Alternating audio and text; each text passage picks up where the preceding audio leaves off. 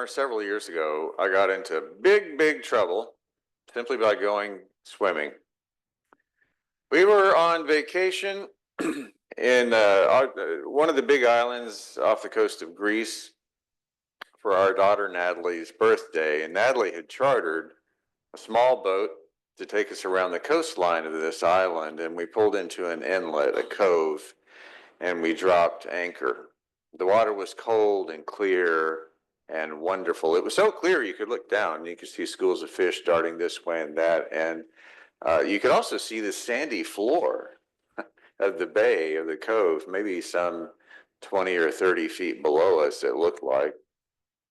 Looking down into that water, I wanted badly to explore it, just to see how deep I could dive. And I fantasized that maybe buried in that sandy bottom, I would discover some old relic from a Roman galley. So I slid into the water, took a deep go there, and swam down as far as I could go, and for as long as my lungs could hold out. I felt like I went down pretty far, but I never made it all the way to the bottom. It turned out to be a whole lot deeper than what I had guessed. But when I finally resurfaced up at the side of our boat, I discovered that everyone, the captain, his first mate, Natalie, her husband Brady, and Ellen, were all frantically running up and down the boat, peering over the side, looking for me. They thought I had drowned, and they were not happy with me, which is kind of funny because their response was, "Oh, thank God you're alive. I am so mad at you." And I tried to explain I was just exploring, and I apologized, but Ellen was especially furious, and rightly so, because the problem was I had not told anyone that I was diving. The captain thought for sure he would be sued and lose his license to help tourists go explore. And my family would have to figure out how to do a funeral for me in Greece, which I kind of thought would be cool, except that might put a damper on everyone else's vacation. Well, after I'd been properly shamed and was made to promise to stay out of the water from that point on, and to never again do anything like that without telling anyone, everyone finally settled down, and I started to think about my experience down there, about the completely unique perspective that provided, the quiet, the fish swimming right past me, the wonder of seeing a world I never got to experience in my everyday life, a perspective we rarely have the chance to explore in person. I was really sorry for scaring anyone, and I should have been a lot more responsible. But the truth is, going down deep into that water was absolutely wonderful. And I promised myself I would do it again as often as I got the chance. I just needed to tell people first. Now, if not literally going into the water deep, I wanted to go deep in other ways that would help me explore the world in a new way, a world unknown to me, but that I wanted to know. And for a lot of us, I think, it's true for me at least, we're taught and we learn certain absolutes about life. That's a good thing to have absolutes, things that we can rely on, things that keep us safe. There are basics like look both ways before crossing the street. Too much sugar is bad for you. Get enough sleep every night. Just because something's on the internet, especially social media, does not mean it's true.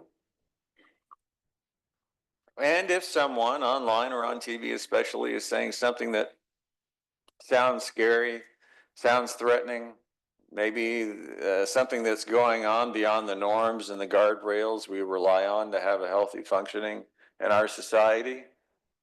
It is frightening because absolutes we once counted on feel like they're being swept away. Maybe it's something that's threatening the rights and even the lives of innocent people, and that's terribly upsetting. If any of that's true, I think it's important to pause and to take a deep breath and to consider the source of those black and white harmful absolutes we're hearing, and also to follow the money. Who's benefiting from saying and doing frightening things and why? And how can we rationally and calmly work together to counteract the erosion of those absolutes we believe in, those ideals? And then there are absolutes that can feel more complex, stuff we can feel sure about, but we still wonder about, and we have a sense of wonder about them, like life's not always fair. People you trust and count on can sometimes let you down. Love is more powerful than hate. Courage is always scary.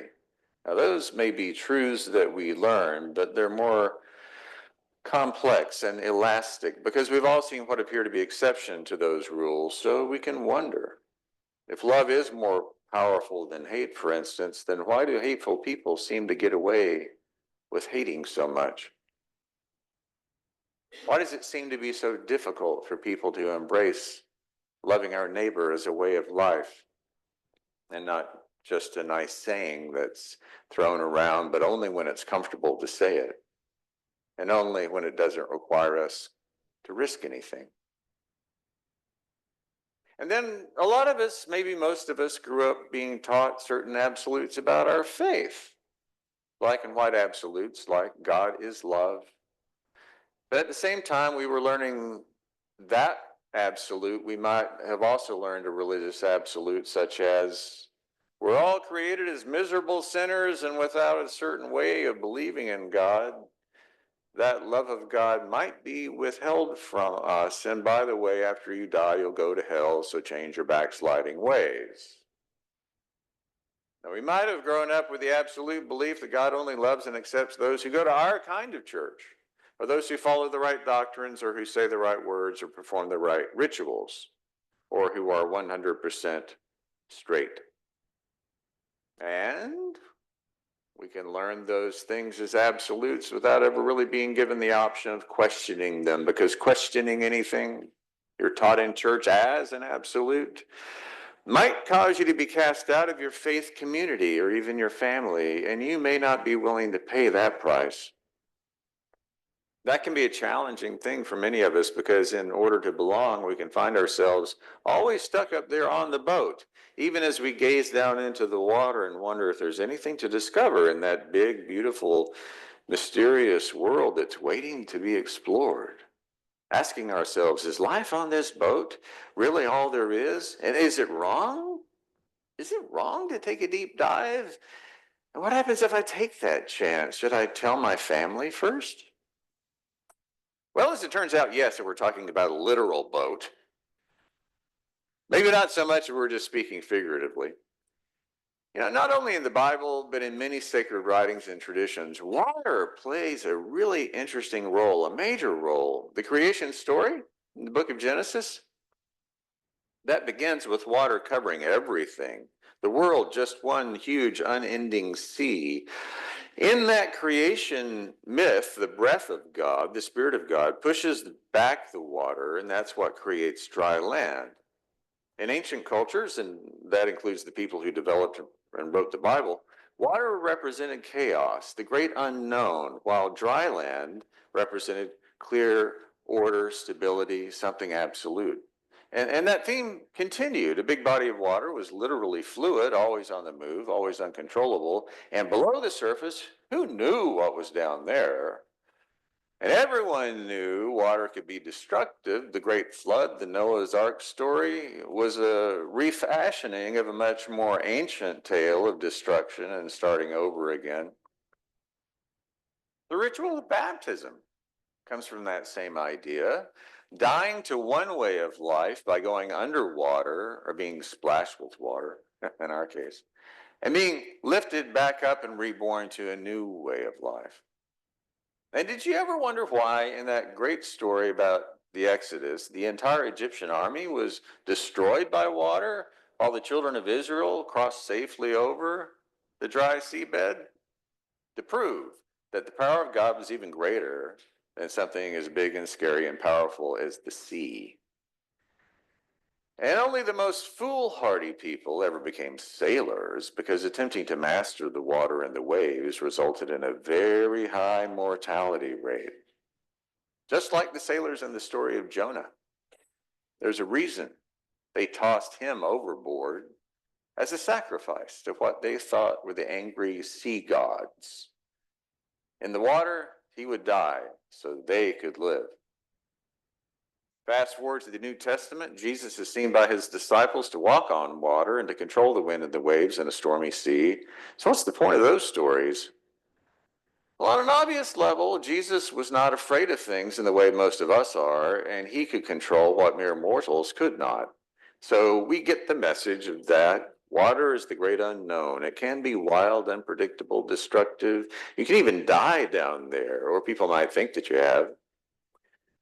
And while that can still be true in a literal sense and in a literary sense, it's not the whole story.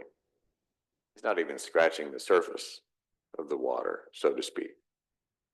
Because if there are other stories about water and what lies beneath, there are plenty of them. Modern psychology understands that water is symbolic of how we operate.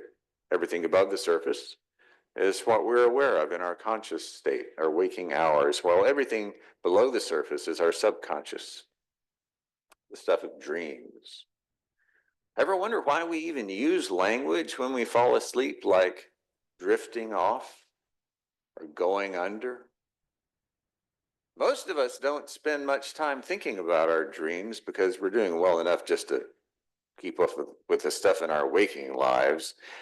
At the same time, we know that there's much more to us beneath the surface of how we look or what we do for a living or what we have done, or the color of our skin or our gender or our sexual orientation or our age or our social status. There's a lot more down there. And how many times have you thought to yourself, I wish people could see and understand the real me? That unseen part of myself that's sensitive, caring, thoughtful, creative, and searching for answers, needing connection, and exploring. You know, one of the things Jesus consistently did was to compel people to go deeper like that, to seek the truth about themselves and about the nature of the divine. He was always seeing something deep within, the true self, the valuable person that was inside the one whom society had deemed to be unworthy. The healthy soul locked inside of a person who was sick physically. The life waiting to be reanimated in the one whom everyone else assumed was dead. We can read a story like the one where Jesus tells the fishermen, who will soon become his disciples, who've been out fishing all day and they haven't caught a thing until Jesus comes along. They were exhausted by an entire day of fishing in all the usual places and all the usual ways of fishing. They were ready to give up, go home empty-handed. But Jesus, he tells them to drop their nets into the deep water where they're amazed when they suddenly pull up a ton of fish, more than they had ever caught before. Now we say, because we've been taught all our lives to hear it this way, understand it this way, that, well, this is one of those miracle stories to prove who Jesus was. On the surface of things, that's one way to look at it. But what if it's also a story about what happens when we dare to go deeper, to let down our nets to fish around in previously unexplored territory? What happens when we break the rules we've been told all of our lives that we had to follow? What happens if we defy conventional wisdom? I'll tell you what I think. I think that's when and where miracles do happen. Maybe not always in the ways we usually think of miracles, but miracles within ourselves. When we discover the need in the depths of our souls, where we can find fresh solutions to old problems, and where we can be amazed at the bounty of new understanding and insight we have about ourselves and about our neighbors and about our place in the world. I think it is sacred work to take that deep dive because what we discover changes us and it gives us a new birth, a transformation, not just for our sake, but in how we see and treat one another as fellow seekers and fellow divers. Even if it doesn't resemble the old familiar ways that we have thought about our faith, but then over and over again, isn't that also exactly what Jesus taught and encouraged us to do? I see our church that way, not just our church, but any. I think that very often any church can begin over time to think of itself as somehow set apart from the community in which it exists. Now, a church like that might not ever say such a thing out loud, but in terms of their behavior, they're much more inward facing than outward. That, we're just doing our own thing here, and if others want to join us, well, they're certainly welcome, of course. But by and large, we're here to worship God in our own way and to support each other. That's what we're all about. To enjoy the fellowship and friendships we have with each other and to do some good work in the larger community, and that's all fine. But I wonder what would happen if we got off our deck chairs and looked over the side of the boat and realized that we do not exist separate from the larger community, but that it surrounds us like the sea. We're living in an organization within that watery ecosystem, and by virtue of being in a boat, a vessel purpose-built for navigation, by the way, we are designed to explore and engage with those depths. Not to pass over the waves, and not to bob around on top of the surface aimlessly as if the water beneath us is irrelevant. The water is where we live, and our boat is at once a sanctuary, but also a vessel to navigate and to explore and to respond when we see others in need of help, to respond as a church to the storm of uncertainty and fear and chaos our neighbors and all of us are going through in our country today, where norms of decency and human kindness are being discarded in the name of ideological purity. People and families are being harmed under the threat of separation. The welfare of vulnerable people is at risk. So what is our faithful response to all of that? What would Jesus call us to do? If the church is analogous to a boat, then this boat is not only meant for our use, for our enjoyment, for our edification. It is a vessel in the broadest sense of the word. It's a tool, it's an instrument, not created for its own sake, but meant to pursue a far greater and nobler purpose beyond ourselves. And I believe that to fully understand what that purpose is, we're all invited to hop out of the boat occasionally and test the waters and explore the depths of who we are in relation to each other, in relation to our neighbors, especially the most vulnerable among us. And in doing that, we will be exploring our relationship to God. In this moment in time, we're a community that's invited to drop our nets down deep into uncharted places where we may have never gone before, because that is where we will find our true calling and the true abundance of living faithfully. However we do that work specifically, we need to be mindful enough and typical enough and to be part of a church and ways of being and doing things that are well established. We won't throw all of that away, but we won't pause. We need to pause and consider how we can do things differently.